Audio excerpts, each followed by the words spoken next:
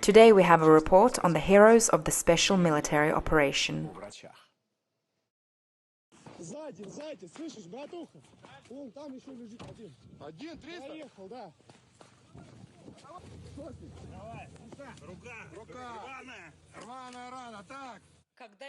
When blood flows from a soldier's open wounds, life around accelerates.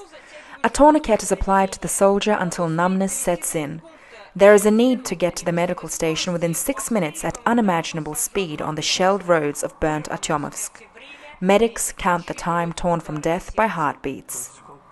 30 seconds is the time one can live, the time to save a person to get out of artillery fire, says one of the medics.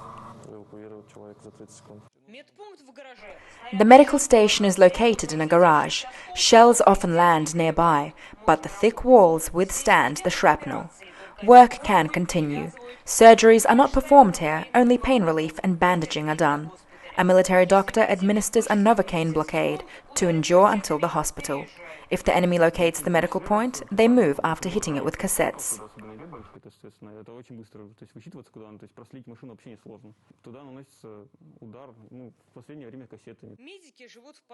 The medics live in the basement. The walls vibrate from powerful explosions, but the Kostroma paratroopers act as if they don't notice. Medic Shakhter prepares soldiers' buckwheat porridge. He was called up in the spring. He told his family it was a business trip, but he went to the front, rescuing the wounded from under fire. You grit your teeth and you go. Sometimes it's very scary, but what can you do? A person can't die there, Shakhter admits. War changes weapons. It has become even deadlier. Cassette ammunition supplied by the USA to Kiev leads to severe consequences. A person dies immediately or becomes permanently disabled. 70% are blast injuries. This is pure evil.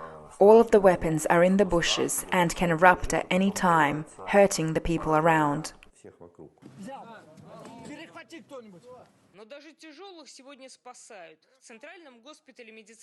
At the Central Hospital of the Special Purpose Medical Unit, a unique open-heart surgery was performed. They removed a metal shard from an exploded shell. Next to the military surgeon is the vice premier of the Ulyanovsk region. He volunteered to go to the front to fight for the life of every soldier.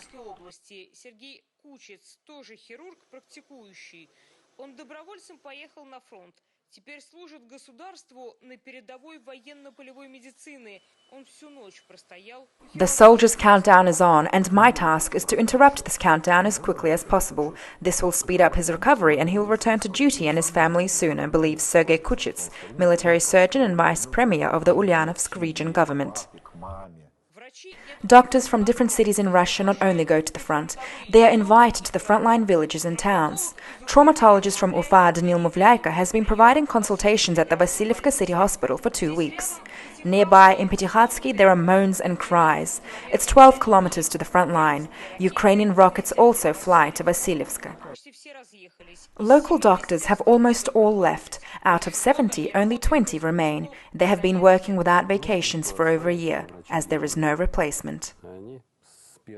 They have been providing assistance from day one to the end. They didn't hide in basements, they provided assistance. We worked under fire, and now we continue to work the same way. The city is regularly shelled. There are occasional air raids, says Nikolai Lysenko, chief physician of Vasilievska City Hospital. Even the clear blue sky over the city carries a threat. The Ukrainian militants target civilians with precision.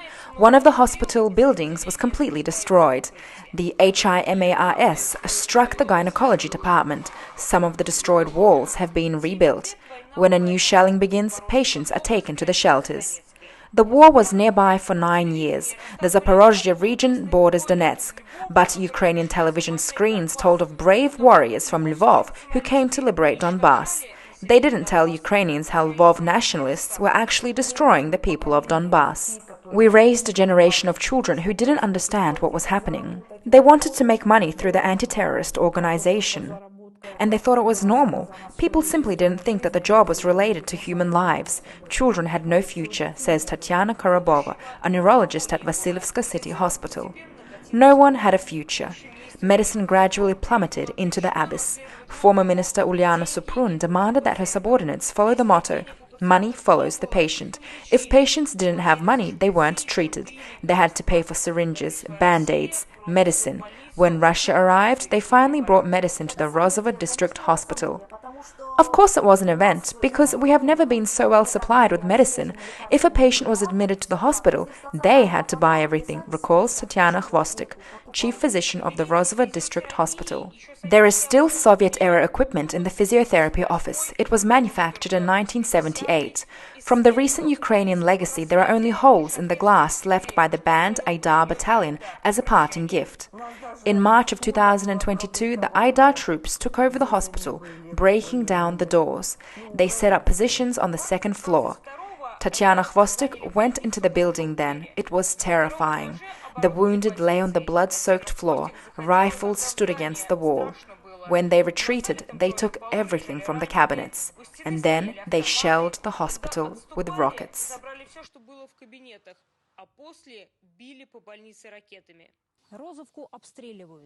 Rozovka is being shelled.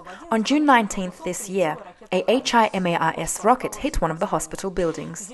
This is what remains of the building. There used to be an X-ray room here. At the moment of impact, a nurse was taking an X-ray of one of the patients, a simple rural resident. They were wounded but survived. The hospital no longer operates as a 24-hour inpatient facility. Due to the shelling, patients are afraid to stay overnight. In the morning, they come for injections, and after lunch, they disperse to their homes. A paramedic visits those who cannot come on their own. Irina began working as a paramedic in the village of Azov in 1991. Over 30 years, she experienced the collapse of the country twice. First, Ukraine became independent, and now there is no Ukraine. It disappeared along with the visa-free travel and European values. My pension doesn't allow me to buy coal. A pensioner saves up for a year to buy coal. Last year and this year, people started heating their homes because the elderly are given coal for free. People have never seen this before, says paramedic Irina Chirikova. With the Ukrainian government, there would never be free coal. The chief physician of the hospital suggests having coffee with Kiev cake. They bake it in Donetsk. It's not nostalgia for Ukraine. They wouldn't change the name if the country had changed. It's the fact that her former colleagues now have different views. Some work in bars now, some are waiters, caregivers. They consider themselves as patriots of the motherland, and we are collaborators. We stayed on our land, notes Tatiana Khvostik.